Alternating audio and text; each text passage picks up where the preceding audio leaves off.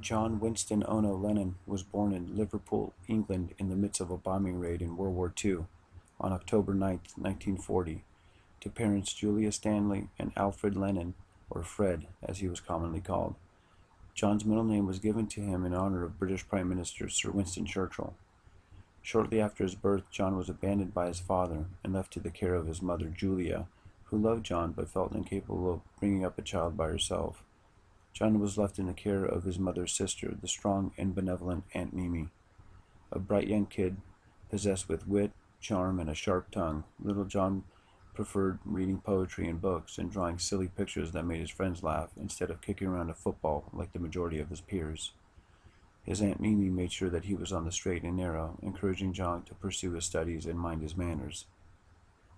John was to encounter numerous tragedies throughout his life, the first being his uncle George, who died suddenly when John was 14. George was John's uncle and guardian and Mimi's husband. His death left John shocked and sad and never talking about it to anyone.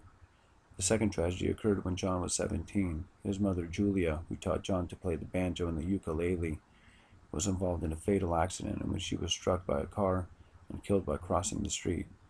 The sudden tragedy seemed even more unbearable for John because he was getting reacquainted with his free-spirited mother, whom he admired from afar.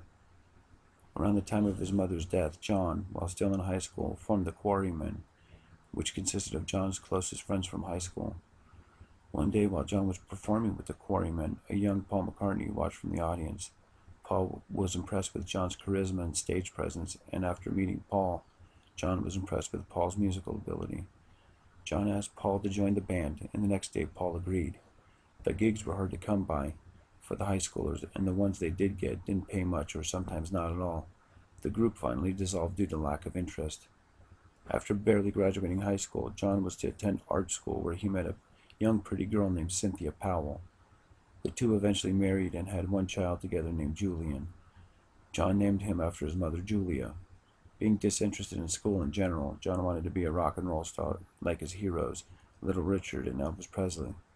Forming what was to become the Beatles in 1960, the group would take a few years to find a name and finalize their lineup, getting drummer Ringo Starr from a local band called Rory and the Hurricanes.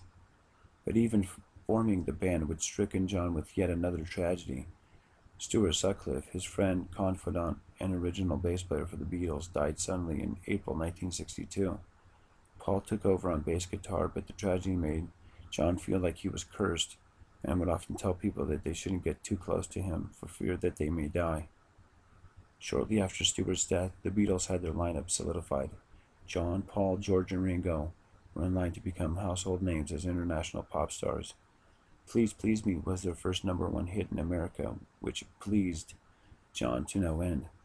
The achievement was a dream come true, and as a result, they were asked to perform on the popular American TV show called The Ed Sullivan Show in February 1964. Beatlemania was born and would take over popular radio in no time. 25 #1 hits were to follow, as well as numerous gold and platinum records. However, by 1970, the band would break up due to what John called sheer boredom. John's love life while in the Beatles was turbulent. Still being married to Cynthia, he was seeing avant-garde artist Yoko Ono. The two met at an art show and quickly became a couple. Later, John would recall being riddled with guilty feelings for cheating on Cynthia, but his mind was made up. Yoko, 7 years John's senior, excited John for her nonconformist attitude and willingness to challenge the norm. John divorced Cynthia in 1968 and immediately moved in with Yoko, whom he was to have by his side virtually every day for the rest of his life. After the Beatles broke up in April of 1970, John and Yoko were to move to America in 1971, looking for a fresh start. New York City was to be their home and sanctuary. John loved New York because it reminded him of Liverpool with its rough and tumble ways. He also loved the accent of a typical New Yorker. John and Yoko would be seen walking around Manhattan frequently, oftentimes signing autographs, taking pictures with, and politely answering questions from fans. The rest of the 1970s would have John writing and recording 6 albums, playing with Elton John and Frank Zappa, doing interviews, and living the life of a privileged rock and roller. He would be in and out of drugs and alcohol, finally quitting in 1975 when his son Sean was born on his 35th birthday. There was even a brief period when he split from Yoko with his assistant May Pang. That 18-month period he referred to as the Lost Weekend. After Sean's birth, John was a self-proclaimed Mr. Mom, changing diapers, baking bread, and cooking for a small family. The proud new father had a new lease on life. By 1980, after taking 5 years off to raise his son, he started writing and recording the album Double Fantasy. Sadly, everything would come to a crashing halt when on December 8, 1980, John was shot outside of the Dakota Building, his residence, by a crazed fan. He was rushed to Roosevelt Hospital, where he died a little bit before midnight. He was 40 years old.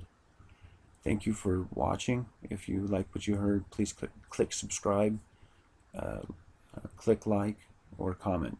Thank you very much.